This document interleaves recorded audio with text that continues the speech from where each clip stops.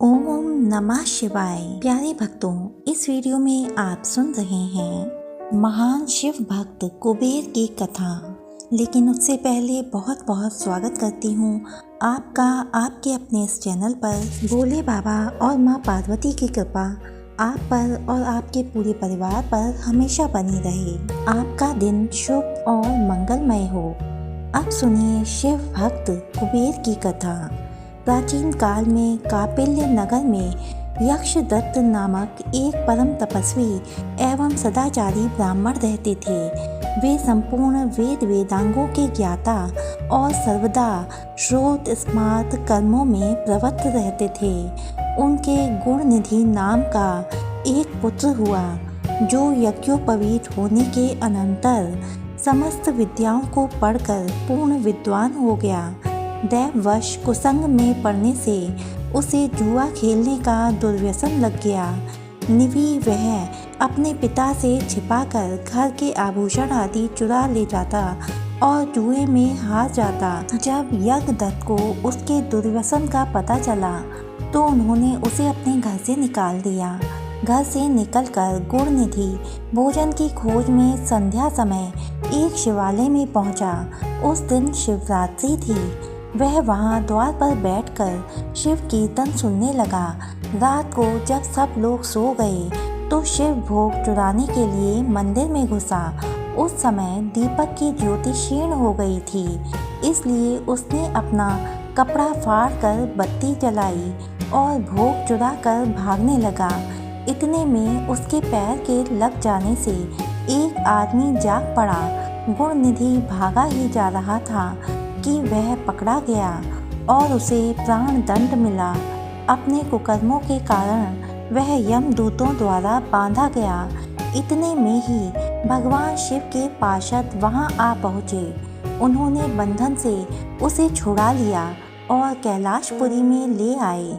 आशुतोष भगवान शिव उसके अज्ञान में ही हो गए व्रतोपवास, रात्रि जागरण, पूजा दर्शन तथा प्रकाश के निमित्त जलाई गई वस्त्र वर्तिका को आतिथ्य मानकर उस पर पूर्ण प्रसन्न हो गए और अपना शिव पद उसे प्रदान कर दिया।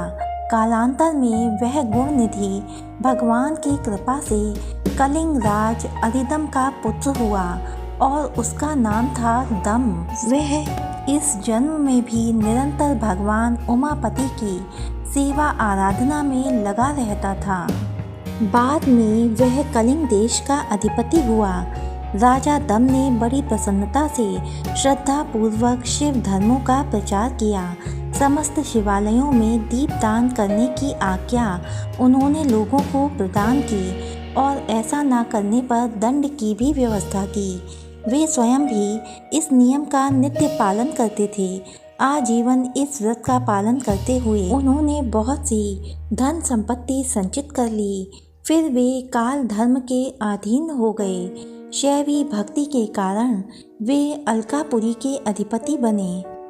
पाद्मकल्प में पुलत्स्य के पुत्र विश्रवा के घर में उनका जन्म हुआ। विश्रवा के पुत्र होने से वैश्रवा कुबेर तथा इडविडा के गर्भ से उत्पन्न होने से एडविड कहलाए। इस उत्तम कुल में जन्म पाकर वे फिर शंभु की आराधना में लग गए और शिवलिंग का संस्थापन कर कठिन तपस्या करने लगे। तब करते करते हजारों वर्ष बीत गए और उनके शरीर में केवल अस्थि चर्म मात्र रह गया। उस तीव्र तप से प्रसन्न होकर भगवान शिव उमा सहित प्रकट हुए और कहने लगे, हे वैश्रवण, तुम्हारी तपस्या से मैं प्रसन्न हूँ और तुम्हारी अभिलाषा पूर्ण करने आया हूँ। तुम अपना अभीष्ट वर मांगो। ऐसा मधुर वचन सुनते ही वैश्रवण ने आंखें खोली, परंतु शिव जी के तीव्र तेज के प्रकाश से उनकी आंखें फिर से बंद हो गईं और उन्होंने हाथ जोड़कर प्रार्थना की, प्रभु मुझे इतनी शक्ति दीजिए जिससे मैं आपके चरणार विंदों का दर्शन कर सकूं। आपके दर्शन मात्र से मेरी अभीष्ट सिद्धि हो जाएगी। तब शिव जी ने कृपा पूर्वक हाथ से उनका स्पर्श किया। स्पर्श करते ही उनकी दिव्य दृष्टि हो गई आँख खुलते ही उनकी दृष्टि सबसे पहले परम सुंदरी गिरजा पर पड़ी। अतः वे क्रूर दृष्टि से उन्हीं को घूर घूर कर देखने लगे। इसका फल यह हुआ कि उनकी बाईं आँख दृष्टिविहीन हो गई। पार्वती जी उनका यह दुर्व्यवहार देखकर कहने लगीं कि यह तापस तो बड़ा दुष्ट मालूम होता है, मुझे क्रूर दृष्टि से देख रहा है। शिव जी ने हंसकर कहा, देवी यह तो तुम्हारा पुत्र है, तुम्हें किसी बुरी भावना से नहीं देख सकता। यह तुम्हारी तपस्या के फल पर आश्चर्य करके तुम्हारी ओर निहार रहा है। तदनंतर शिव जी वैष्णवगण से बोले, वत्स मैं तुम्हारी तपस्या से बहुत संतुष्ट हूँ और वर देता हूँ कि तुम्हें निधियों का स्वामित्व प्राप्त हो और तुम गुह्यक, यक्ष, किन्नर तथा पुण्य जनों के अधिपति हो जाओ। मेरे साथ तुम्हारी मित्रता रहेगी। तुम्हारी प्रसन्नता की अभिवृद्धि के लिए मैं तुम्हारी अलकापुरी के समीप ही निवास करूंगा। पार्वती माँ ने भी अनेक वरदान दिए और कहा कि तुमने मेरे रूप को बुरी दृष्टि से देखा है, इसलिए तुम्हारा नाम कुबेर होगा।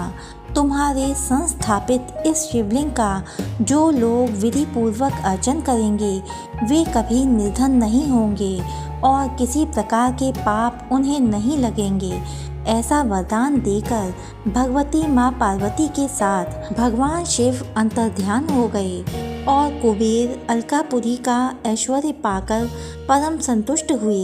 इस प्रकार भगवान शिव शंकर की आराधना तथा उनकी कृपा से उन्होंने उत्तर दिशा का आधिपत्य अलका नाम की दिव्यपुरी, नंदन वन के समान दिव्य उद्यान युक्त चैत्ररथ नामक वन और एक दिव्य सभा प्राप्त की। साथ ही वे माँ पार्वती के कृपा पात्र और भगवान शिव शंकर भोलेनाथ के घनिष्ठ मित्र भी बन गए। श्री शिवाय नमस्तुभ्यं। हे भोले बाबा, मेरी आपसे यही प्रार्थना है कि आपकी ये कथा जो जो मनुष्य कहे और जो जो मनुष्य सुने उसकी सभी मनोकामनाएं पूर्ण करना, सभी को सुख संपत्ति और आरोग्य प्रदान करना। क्या आप जानते हैं भक्तों कि पुराणों में वर्णित है कि पार्वती जी ने शिव जी की अर्धांगिनी बनने के लिए 108 बार जन्म लिया। अंतिम 108वीं बार में वे पार्वती जी बनी। पार्वती जी के स्वरूप से पहले उनका जन्म दक्ष प्रजापति की कन्या के रूप में हुआ था।